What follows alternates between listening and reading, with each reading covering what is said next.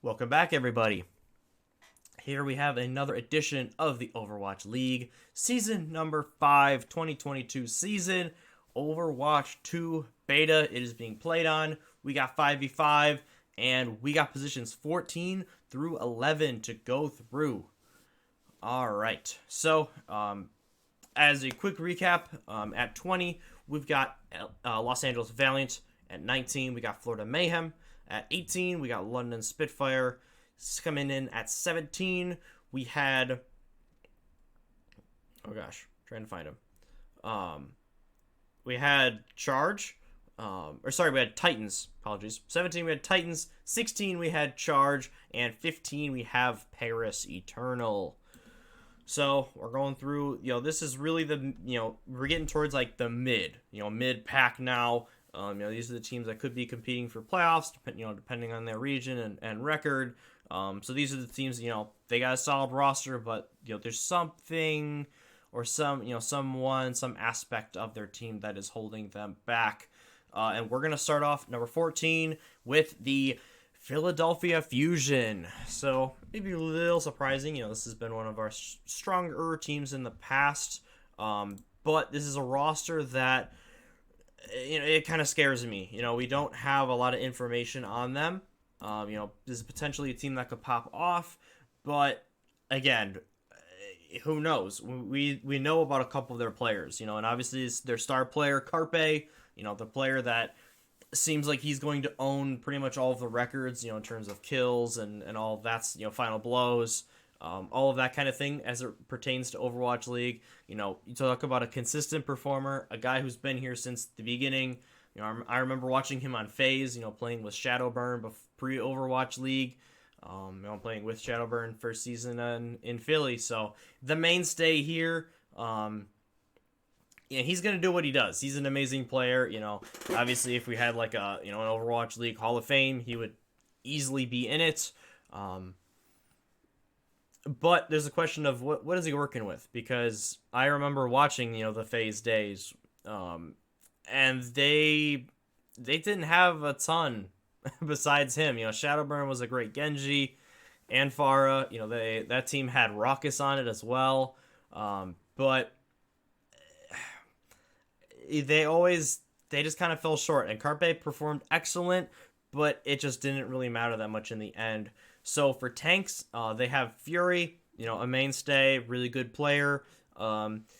Seemed to struggle a bit last season with Washington, though. Didn't quite work out the way I thought it would.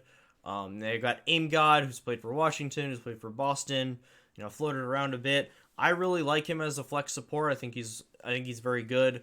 But then we have the newbies in MN3, Fixa, Zest, and Belosria. Might be saying that right. Probably not.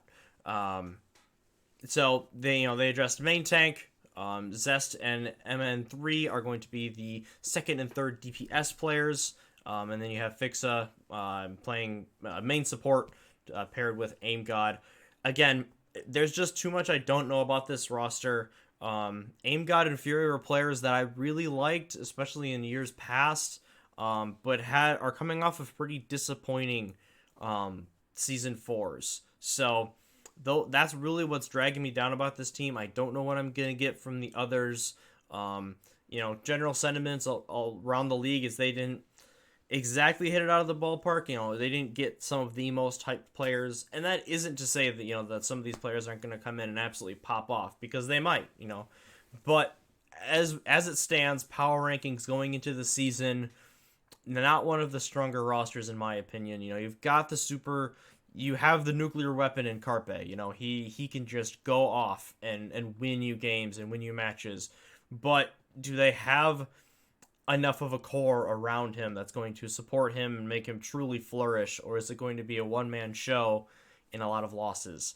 I don't know. That's why they're sitting at 14. I could see them falling towards the bottom. I could see them being a solid playoff team. It's just going to depend on, can they get bounce back seasons from Aim God and Fury, and can the new players really coalesce and form that synergy with their new teammates. So had Fusion at 14, And then 13, we're going to go into a team that I think should be higher based on like just talent, but based on production, I have to put them at 13. And that is going to have to be the Hangzhou Spark. So I like this roster a lot looking at it. But I really liked their roster last year. A couple of changes, but it's a team of, well, but they haven't really produced like they should. So until they produce like they should, I can't put them higher. They can't be super low because of the talent level. Like you have Gouchway, and MVP candidate for a couple of years. Bernard, solid off tank. Architect, really good DPS player. Shy, came out really strong last season. Had some eye-opening games. They've added Liege, Pineapple, and Irony. So, what are we gonna see out of the support line here? That's what I need to know. Are we going to have a decent support line? Because it has let them down in the past. Architect, pretty highly sought after. He was a big acquisition when they picked him up from the Shock. But it just hasn't really panned out. Him and Shy haven't really popped off at the same time.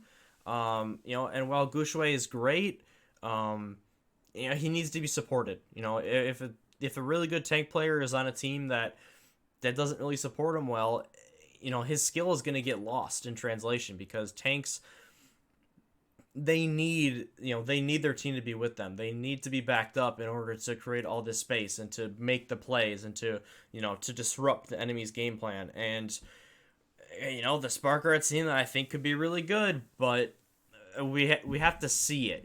There has to be some kind of results, because this a slightly different roster, of course. They did bring in several new players, but we've seen this core not produce like they should, and that's a bit worrying. So, well, it's a talented roster.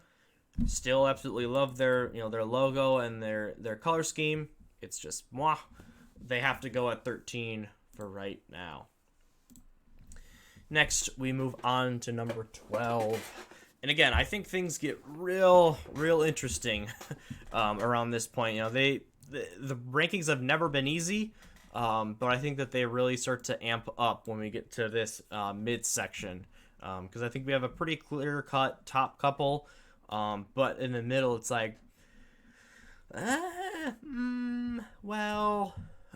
but in the end, for 12, I have to land on the... drumroll... Boston Uprising. And this might be another one that might come back to bite me. This is a promising roster. I think that there's a lot of things to like here. You have, as you can see, you have a little bit of a combination of a lot of players come from different teams. Crimzo coming in, Striker, very, very highly sought after, retirement, came back, feels like a couple of times now, but, we know his prowess. Marvel, really solid main tank to bring in. It's all a promising rookie as well. Victoria, haven't seen a ton about, but you already have a really nice baseline with Valentine and Striker, and we'll see if Victoria will be able to, add something. I thought that Faith was an underrated player last season, and you bring in MCD, a solid support player, over from the Spark, and I think you got a solid roster. You got to, potentially worry about, Crimzo and Punk, English speakers paired with a lot of Korean players, but, I think they could probably figure that out. Punk in particular played with a mostly Korean roster last season, so he's going to be used to it. Crimzo, with Outlaws last season, they were pretty split half and half, so they're both going to be, a bit used to that. You have huge potential coming in from Striker. Marvel is Marvel and Punk, I think, are they're really underrated tanks coming in, and Crimzo is coming off a great year. I think the rumor has it that Lucio Moira is really good right now in Overwatch 2. Crimzo on Moira, MCD on Lucio, that sounds pretty good. And like I said, Valentine had some really nice moments last season. I think you're going to want to see a little bit more consistency, but him and Striker, Victoria is well thrown into the mix. This is a solid looking roster. And while I don't see their talent as quite top tier, I think that they're going to be improved from previous seasons. And we're gonna see a solid year for Boston, I think. After Boston, we get to number 11. And again, the decisions they aren't really getting easier from here. But for me, the team that's lacking the most when it comes to, breaking into that top 10, Washington Justice. Got them at 11. I think this is maybe higher than some people would expect. But there's a lot to like about this team. When you talk about a DPS line of Decay, Assassin, and Happy, that's good. That's quite solid. Well, hello, Mr. Cat. They are made a couple of additions. As you can see, Kalios coming in on tank to pair with Mag. Mag, one of the better Winston players in the league last season. And then you have Krillin. Again, I think underrated, underused support last season for London. You got Opener as well as Vigilante. And, man, they had Closer last season. It would have been great if they had had Opener and Closer at the same time. But I digress. Again, solid roster. Tanks, solid. Supports, I think pretty good. DPS line, potentially very good. They're kind of Hunjo for me in the West, where this is a talented roster. They had a talented roster last season, and they never really put it together. So, I can't put them over, a lot of the teams that had success last season and have brought back, a lot of their rosters or have upgraded, made other key additions.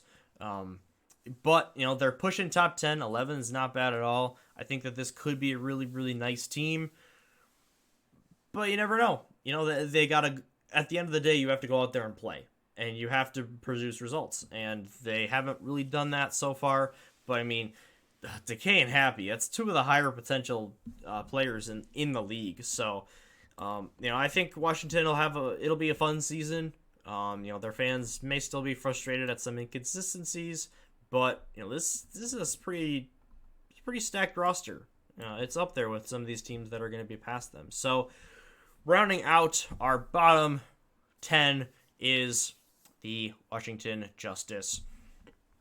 So, as per usual, let me know what you think down in the comments below. Thank you very much for watching. Curious to know what you think about the first 10 on this list. Any people you're surprised, you think should be in the top 10, or you think that, do you just think they should be shuffled around a bit? I'm curious to know what you think in the comments below. Let me know what your favorite team is, who you're pulling for and how good you think they'll be. But other than that, thank you very much for watching.